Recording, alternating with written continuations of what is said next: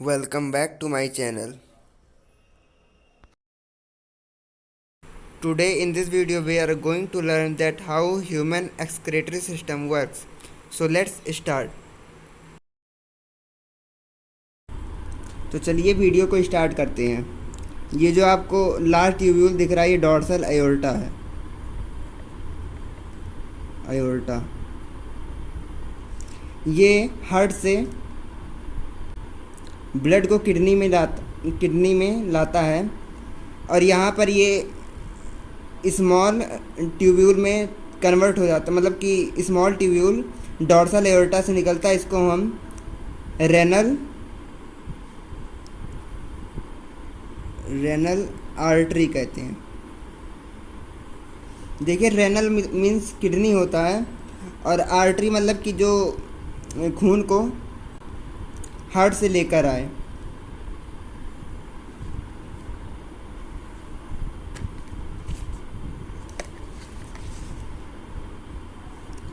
और इसको हम रेनल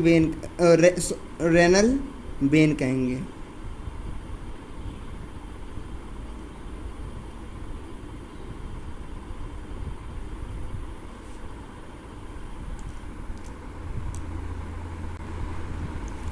और ये जो ट्यूब्यूल आपको दिख रहा है इसको हम इन्फीरियर वेना कावा कहेंगे।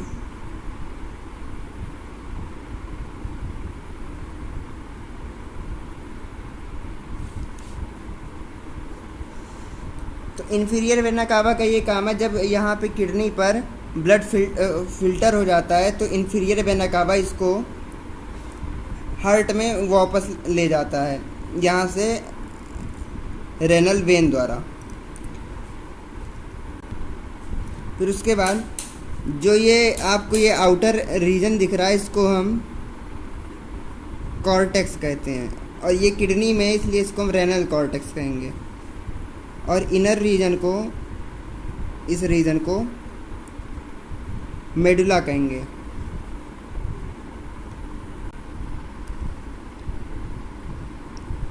मेडुला। और ये जैसे कि ये किडनी में है तो हम इसको रेनल मेडुला कहेंगे। और फिर ये जो आपको पिरामिड लाइक स्ट्रक्चर दिख रहा है इसको हम मेड्यूलरी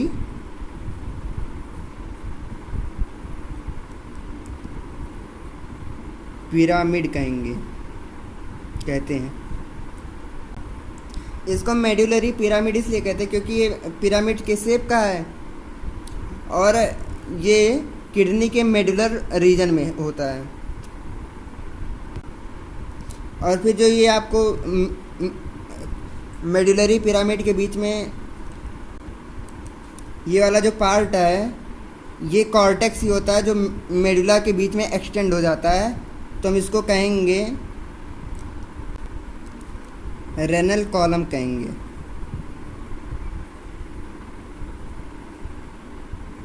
या फिर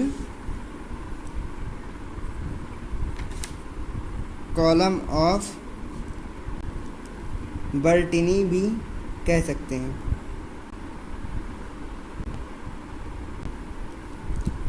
और इसको यूरेटर कहेंगे, यूरेटर। और ये हो जाएगा हमारा यूरिनरी ब्लैडर।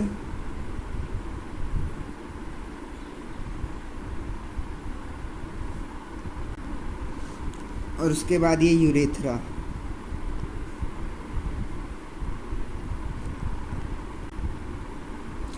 और यहाँ पर जो ये वाला रीजन है, मतलब कि जो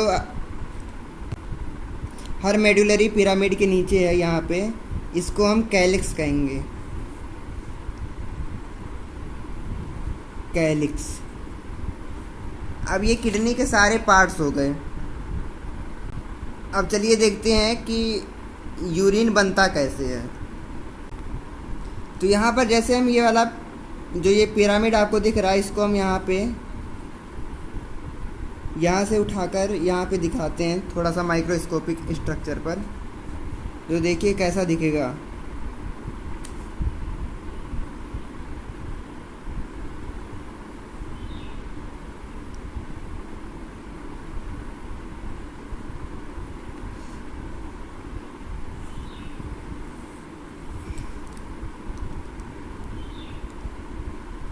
तो यहाँ पर जो तो ये जो पिरामिड है, यहाँ पर कुछ इस प्रकार से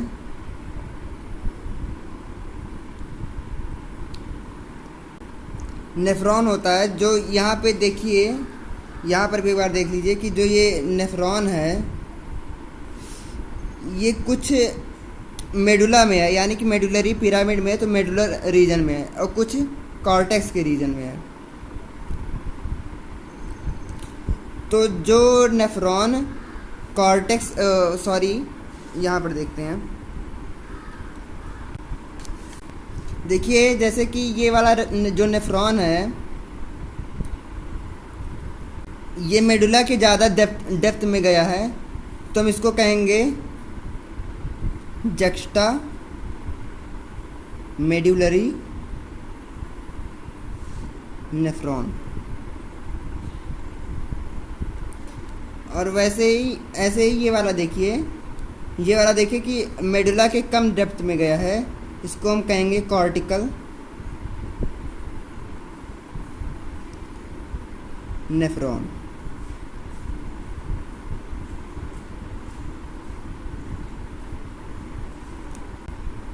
और देखिए कि यहाँ पर जो ये वाला पार्ट जो इसके अंदर गया है, ये जो नेफ्रॉन का हेनली लूप होता है वो जाता है इधर, और यहाँ इधर कॉर्टेक्स में हमारा जो डीसीटी, पीसीटी और बोमेंस कैप्सूल और ग्लोमेरुलस पाए जाते हैं।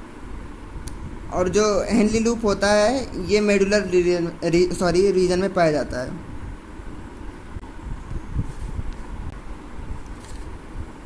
अब चलिए देखते हैं structure of nephron. Structure of nephron.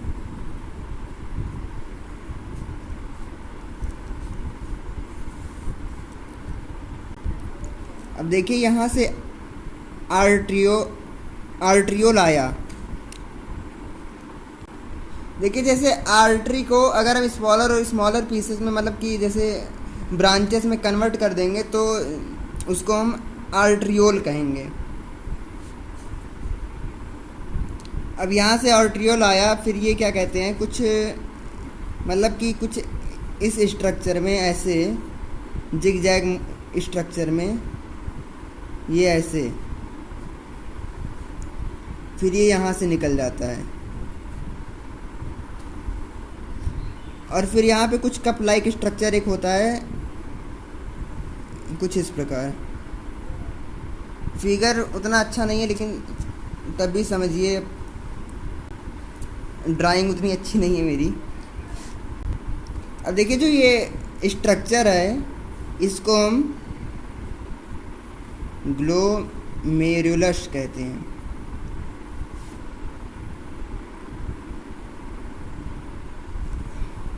और जो ये आपको कप शेप स्ट्रक्चर दिख रहा है इसको हम बोमेंस कैप्सूल कहेंगे। कैप्सूल।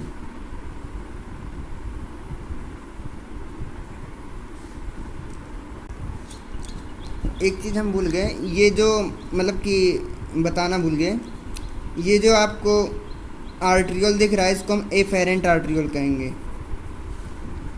एफेरेंट आर्ट्रियोल, क्योंकि ये ब्लड को ग्लोमेरुलस में लेकर आता है, और इसको हम कहेंगे इफेरेंट आर्ट्रियोल।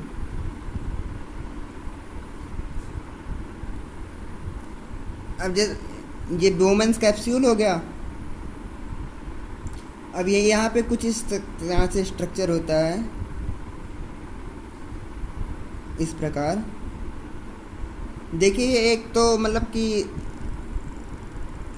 कॉन्वोल्यूटेड है, मतलब कि जैसे एक कुछ जिगजैग पैटर्न बना रहा है, इसीलिए इसको हम कॉन्वोल्यूटेड कहते हैं। और ये क्या कहते हैं कि बोमेंस कैप्सूल्स के नज़दीक है तो हम इसको प्रॉक्सिमल कहेंगे। तो हम इसको कुल मिला के कहेंगे प्रॉक्सिमल कॉन्वोल्यूटेड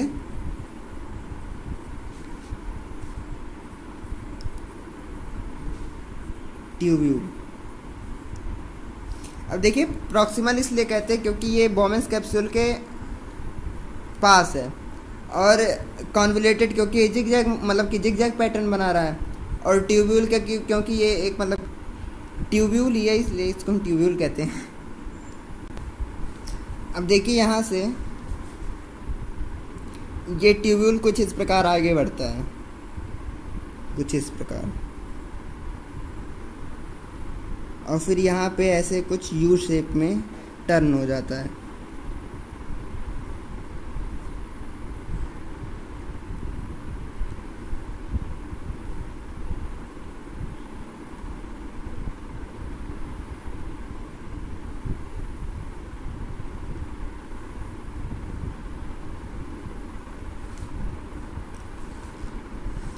अब देखिए जो ये पूरा स्ट्रक्चर है इसको हम कहेंगे हेनलीस लूप।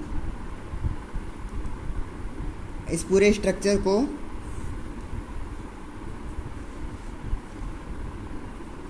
हेनलीस लूप कहते हैं। अब देखिए जैसे कि ये ऊपर से नीचे आ रहा है इसीलिए हम इसको डिसेंडिंग लिम्ब कहेंगे।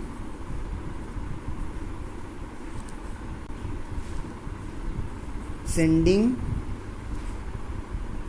लिम्ब। और क्योंकि ये हेनलीस लूप का ही पार्ट है, और क्योंकि ये हेनलीस लूप का पार्ट है तो हम इसको कहेंगे डिसेंडिंग लिम्ब ऑफ हेनलीस लूप। और यहाँ पे ये देखिए ये वाला जो स्ट्रक्चर है मतलब कि ये जो पार्ट है हेनलीस लूप का, इसको हम असेंडिंग लिम्ब कहेंगे, असेंडिंग लिम्ब ऑफ हेनलीस लूप। अब यहाँ पे देखिए कि ये नीचे से ऊपर जा रहा है तो हम इसको असेंडिंग लिम्ब कहेंगे। और यहाँ पर देखिए कि जो ये ट्यूब्यूल है इसकी थिकनेस बढ़ गई है तो इसको हम कहेंगे थिक सेगमेंट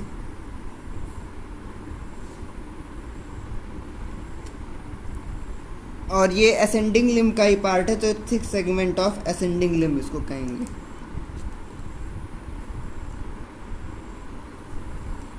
अब हम इसको मिटा देते क्योंकि जगह की कमी पड़ गई है और इस फिगर को आगे भी बनाना है।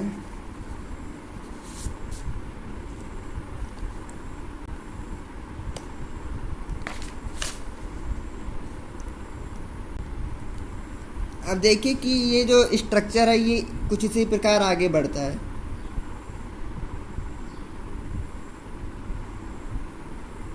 मतलब कि ये भी प्रॉक्सिमल कॉन्वोल्यूटेड ट्यूब्यूल की तरह ये भी मतलब कि जिगजैग पैटर्न बनाता है तो इसको हम कहेंगे डिस्टल कॉन्वोल्यूटेड ट्यूब्यूल या डीसीटी। और यहाँ पे प्रॉक्सिमल कॉन्वोल्यूटेड ट्यूब्यूल को पीसीटी भी कहा जाता है।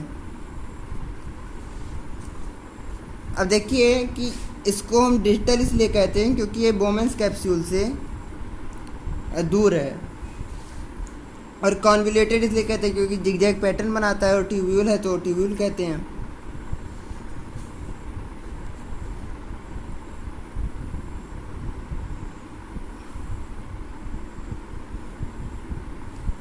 अब ये जो ट्यूब्यूल है ये मिल जाता है उससे स्पेस के कारण इसको हम रब कर रहे हैं। ये जो ट्यूब्यूल है ये मिल जाता है कलेक्टिंग डक्ट से, कलेक्टिंग डक्ट।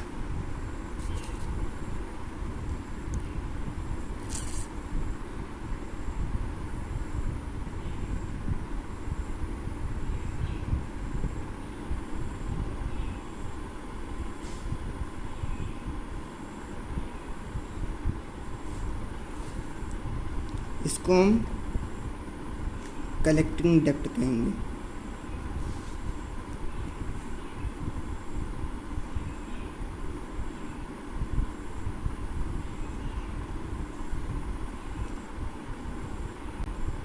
और देखिए कुछ और चीज़ बचे हुए कि जो ये क्या कहते हैं, ये जो इफेरेंट आर्ट्रियोल है ये आगे बढ़कर इसके मतलब कि पैरेलल ही, मतलब कि इस ट्यूब्यूल के पैरेलल ही जाता है, जिससे क्या कहते हैं कि एब्जॉर्प्शन हो पाता है। तो इसको हम नेक्स्ट वीडियो में कवर करेंगे क्योंकि वीडियो ज़्यादा लंबी हो गई है। तो आज की वीडियो के लिए बस इतना ही, और आगे देखने के लिए हमारा सेकंड पार्ट देखिए जो कुछ दिनों में आ जाएगा। और so thanks for watching this video, bye bye, and don't forget to leave a like and subscribe to my channel for more such videos. Thanks for watching this video.